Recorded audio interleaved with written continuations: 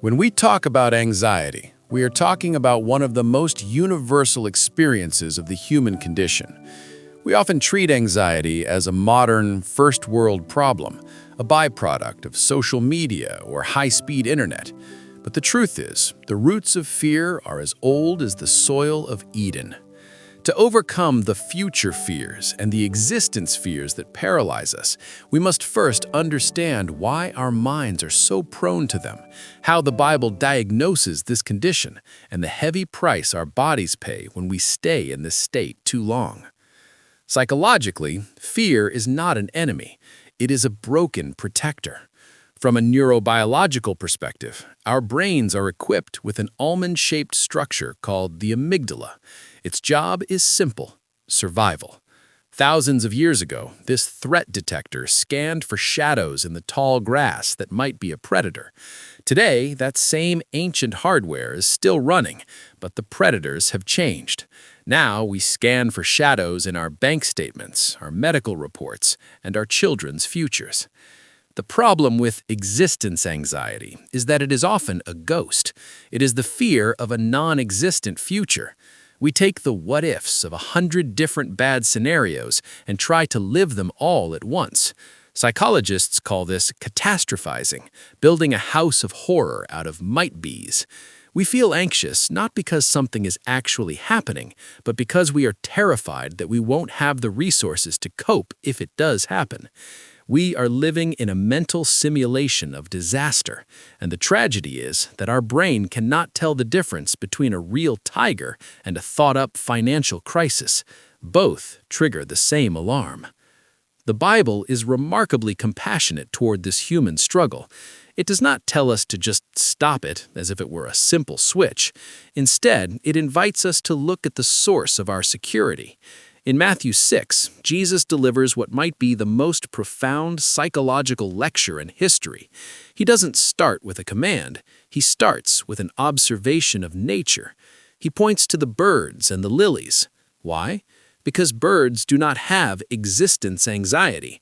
They do not sow or reap or store in barns, yet they are fed. Jesus is highlighting a fundamental disconnect in the human heart. We have forgotten our value. He asks, "Are you not much more valuable than they?" The root of our fear is often a father wound or a provider gap. We feel anxious because deep down, we feel orphaned. We feel like the weight of our existence rests entirely on our own fragile shoulders. When we lose sight of God as a sovereign provider, the world becomes a terrifying, cold machine where one mistake could mean our destruction. We see this clearly with the Israelites in Exodus 16. They had just seen the Red Sea part, the greatest miracle of their lives. Yet, the moment they felt the pangs of hunger in the desert, they panicked. They suffered from existence anxiety, crying out that they would die of thirst. Fear has a way of giving us spiritual amnesia. It makes us forget the miracles of yesterday because we are so terrified of the hunger of tomorrow. We cannot talk about the roots of fear without acknowledging that God designed us as integrated beings, spirit, soul, and body. When our mind is in a constant state of future fear, the body pays the bill. This is what we call the stress response. When you are gripped by worry over your very existence, your body does not distinguish between a psychological threat and a physical predator. It simply enters a state of high alert. This survival mechanism triggers a flood of cortisol and adrenaline, hormones designed to be life-saving in short, intense bursts. However, in our modern world of constant stress, these chemicals often persist in the system, becoming life-destroying in chronic doses. This prolonged state leads to what medical professionals call allostatic load, the wear and tear on the body that accumulates through repeated exposure to stress. As your heart beats faster and your blood pressure rises, other vital functions are sacrificed. For instance, your digestive system effectively shuts down because the body prioritizes running from the lion over processing nutrients. Over time, this physiological neglect manifests in serious health issues, including heart disease, stomach ulcers, and a severely weakened immune system. In this state, you aren't just worried, You are physically wearing out the temple of the Holy Spirit through a constant internal battle. The damage, however, extends far beyond the physical. Mentally, fear causes a profound narrowing of the field of vision. When you are locked in survival mode, the higher functions of your psyche, such as creativity, empathy, and the ability to see the big picture, begin to fade. Your focus shrinks until it encompasses only yourself and your immediate safety, a psychological tunnel vision that leaves no room for connection or community. This is why chronic anxiety so often leads to profound isolation. It effectively locks you in a cage of your own thoughts, severing your ties to the world around you and leaving you trapped in a cycle of internal alarm. Consider a person who has just been told their company is downsizing. Psychologically, they don't just see a job loss, they see a domino effect. No job, no mortgage payment, no house, no stability, no future. They are standing in the present, but their mind is living in a shadowland 5 years from now where they are homeless. This is the root of fear. It is the rejection of the present moment in favor of a terrifying imagined future. It is the belief that God's grace is only for today and that tomorrow is a void where He cannot reach us. But the truth we must cling to is that God does not give us grace credits for tomorrow's imagined problems. He gives us manna for today. As we move forward, we must realize that understanding where this fear comes from is the first step in disarming it. We are not crazy for feeling anxious. We are human beings with a survival instinct that has lost its anchor in the divine. The journey out of this fear begins not with more control, but with the realization that the one who created the stars is the same one who counts the hairs on your head. Most of our anxiety is born from the illusion of control. We tend to believe that if we worry enough, plan enough, or simulate enough disasters in our minds, we can somehow prevent the storm from hitting.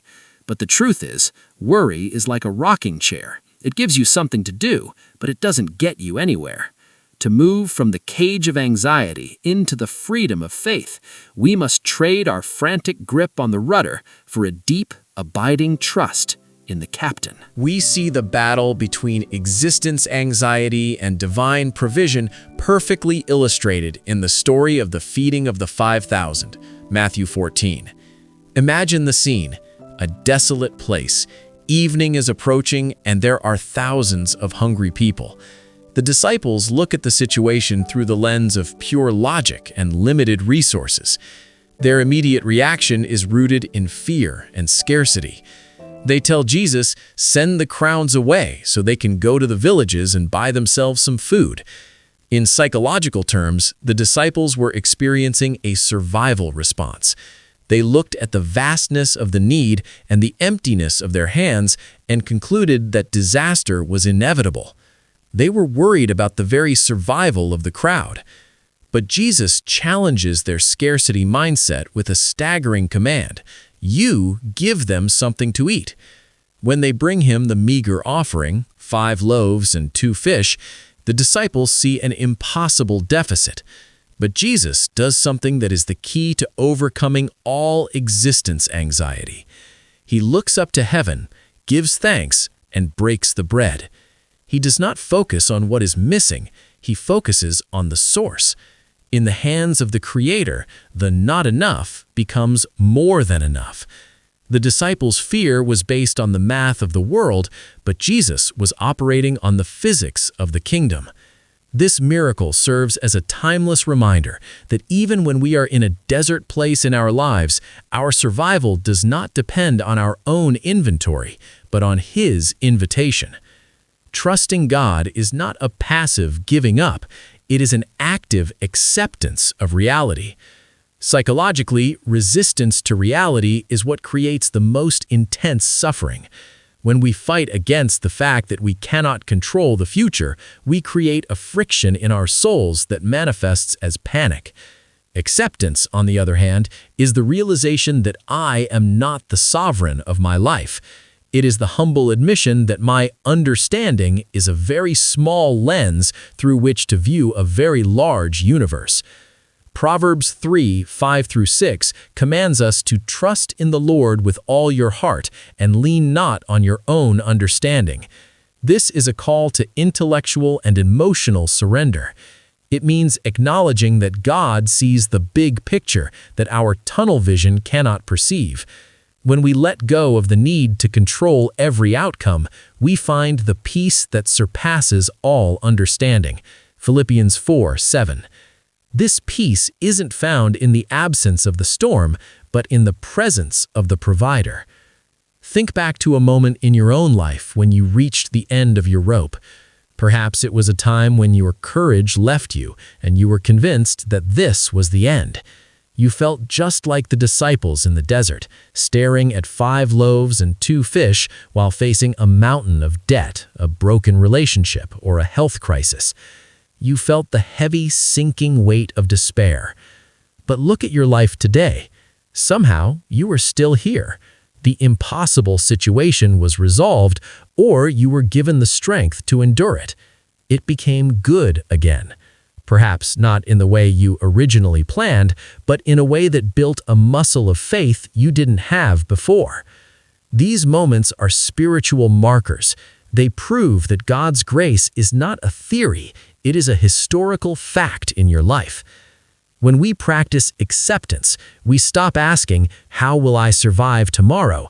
and we start declaring, "The God who provided in my past desert will provide in my current wilderness." Letting go of control is not about losing power. It is about finally placing the weight of your life where it was always meant to be, in the hands of the one who can multiply the little we have until there are 12 baskets left over. As we bring these reflections together, we must address the atmosphere in which we live. We do not struggle with anxiety in a vacuum. We live in a world that is loud, frantic, and deeply unsettled. To navigate the storms of the future, we must understand the social dynamics of fear and ultimately the final destination that gives our lives meaning. Psychologically and spiritually, fear is contagious. We are social creatures, wired to pick up on the emotional cues of those around us. In the age of 24-hour news cycles and doom scrolling, we are constantly inhaling the secondhand smoke of a panicked world. When we listen to the fearful whispers of the crowd, the constant talk of collapse, scarcity, and the end, that anxiety begins to infect our own spirits. We find ourselves mirroring the stress of our tribe, even if our personal circumstances haven't changed.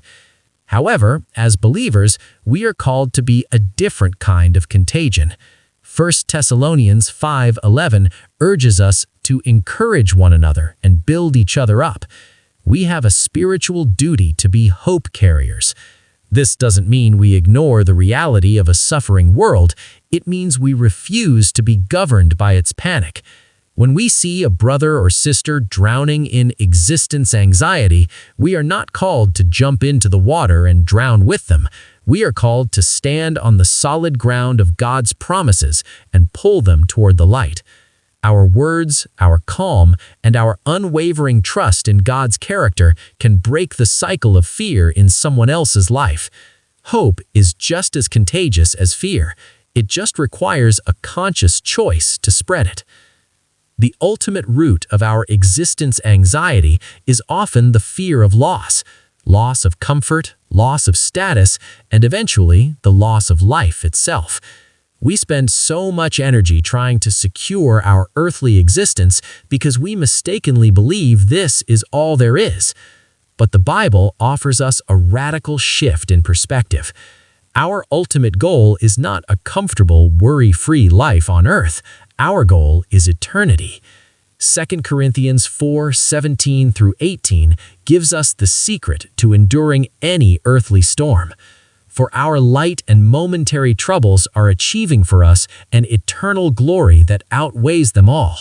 So we fix our eyes not on what is seen, but on what is unseen. Think about that phrase, light and momentary. From the perspective of our current pain, a crisis can feel heavy and eternal. But when held up against the backdrop of 10,000 years in the presence of God, the trials of this life lose their crushing weight. When you realize that your soul is already secure, that your true life is hidden with Christ in God, the terrors of the future lose their teeth.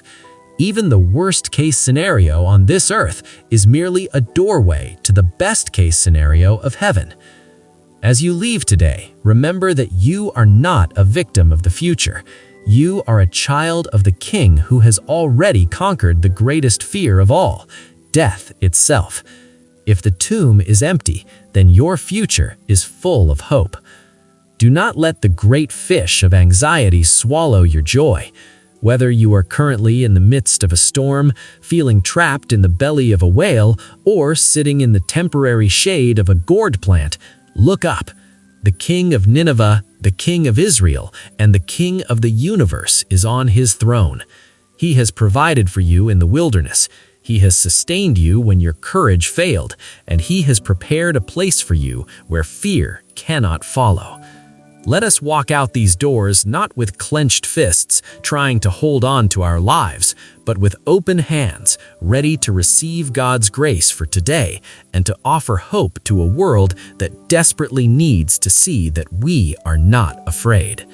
Our story does not end in a desert of scarcity. It ends in a kingdom of eternal abundance.